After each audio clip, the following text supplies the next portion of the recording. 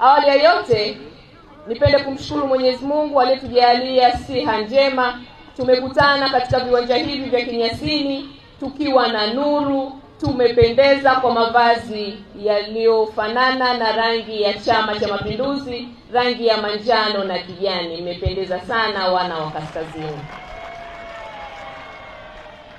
Vile vile nishukuru sana kwa umoja wa vijana ngazi ya mkoa wakiongozwa na kaka yangu Ismaili pamoja na kamati nzima ya utekelezaji kwa kuitikia maelekezo ya umoja wa vijana wa Chama cha Mapinduzi Taifa yaliyotolewa na kamati ya utekelezaji tukiongozwa na mwenyekiti wetu wa umoja wa vijana taifa.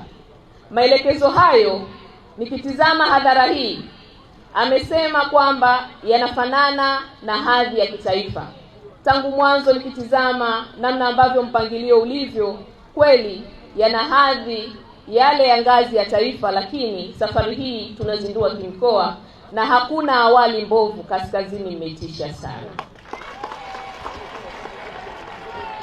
Tangu nimefika mapokezi ni mazuri, lakini hata mahudhurio yenu yanatia hamasa, ari na morali kuyaendea matembezi ya takriban kilomita 9 na kuacha athari chanya katika maeneo yote tutakayopita.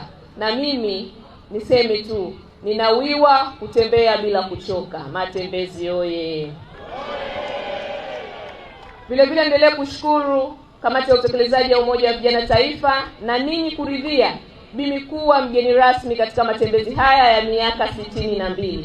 Ninaamini mimi na kila mmoja aliyopo hapa tumetengeneza historia ambayo haitakuja kufutika, kwamba matembezi ya mwaka 2026 ya tarehe 4 Januari yaliyozinduliwa pale Kaskazini Unguja, alikuwepo Rehema Sombi na Youth League. Kwa kipindi hicho mtakuwa alumni kama tunavyosema, Mheshimiwa Sadifa kwa sasa na yeye ni alumni japo mwenyekiti astaafu. Wana matembezi oye! Pia nishukuru sana kwa namna ambavyo mmeweza kupangilia ratiba ambayo naamini hatutaishia kutembea tu, tutaacha athari kwa kufanya shughuli za kijamii ikiwemo usafi na maeneo mengine ambayo yamepangwa kulingana na ratiba yetu. Utaratibu mzuri oye! Lakini kulingana na muktadha wa hali ya hewa ya leo, nitaenda kwa nukta chache, hususan kuelekeza pongezi kwa hadhara nzima, kwa sababu ninaamini umoja siku zote ndiyo nguvu na utengano ni udhaifu. Mwaka 2024 kwa upande wa Tanzania bara tulifanya vizuri kwa ushirikiano wenu kuhakikisha kwamba serikali za mitaa, vijiji na vitongoji tunafanya vizuri. Ilikuwa ni dira kuelekea uchaguzi mkuu wa mwaka 2025. Kwa umoja ule tumefanya vizuri hadi kupelekea kupata viongozi wengi wa umoja wa vijana kupenya katika nafasi na ngazi za maamuzi, na huku juu Dr. Samia na Dr. Mwinyi, ile mitano tena tulidhihirisha kwa kura za kishindo. Ninawapongeza sana. Ninawapongeza kwa sababu wote kupata alama A sio jambo dogo. Daktari Samia Suluhu Hassan kura 97.5 si masihara. Imedhihirisha tunayo nguvu ya umma wanayoimani na uongozi wa Chama cha Mapinduzi katika serikali ya awamu ya 6 ya Jamhuri ya Muungano wa Tanzania. Lakini Dr. Hussein Ali Hassan Mwinyi kupata 74.8 inadhihirisha tunayo mapenzi ya dhati na uongozi wake tumeiona neema aliyotuahidi katika nyanja zote, hususan kwetu vijana. Viongozi wetu oye! Na serikali ya awamu ya 8 tumeendelea kujionea mengi ambayo yameendelea kufanyika, hususan katika viunga vyote vya Zanzibar.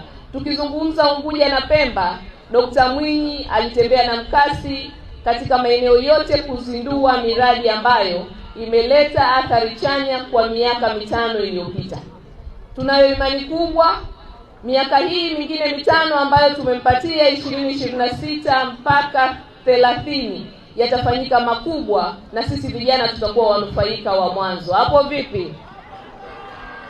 Tutakumbuka yamefanyika mambo mengi, ikiwemo ujenzi wa masoko, ujenzi wa vituo vya wajasiriamali katika awamu iliyopita, hospitali za wilaya na mikoa.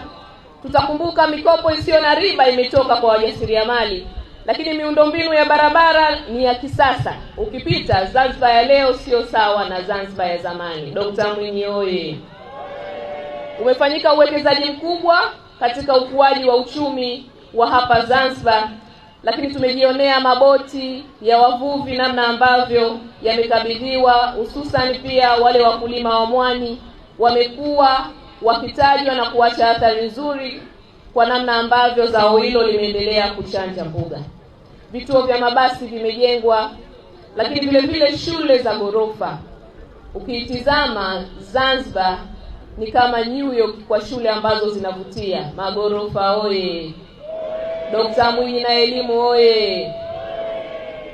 Tumeona maliko ya samaki, lakini huo unaweza kusema ni uongozi unaoacha alama. Hiyo ni athari chanya tulioipata katika mengi ambayo yalijitokeza katika miaka 5 iliyopita. Ninaamini neema kubwa inakuja 2026 kwenda mpaka 2030 baada ya uchaguzi mkuu wa 2025 chini ya uongozi wa serikali ya awamu ya 8 kipindi hiki cha pili. Dr. Mwinyi oye! Lakini jembe na nyundo, jembe na nyundo.